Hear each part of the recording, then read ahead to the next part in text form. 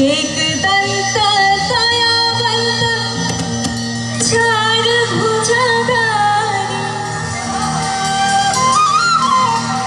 माथे पर तिलक सोहे मूस की सवारी, बाल चढ़े फूल चढ़े और चढ़े मेवा,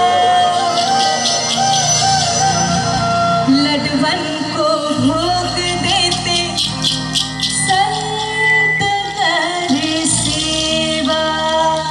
আচ্ছা, আমরা তো সবাই জানি লাড্ডু খেতে সবাই পছন্দ করে। লাড্ডু খেতে কে বেশি?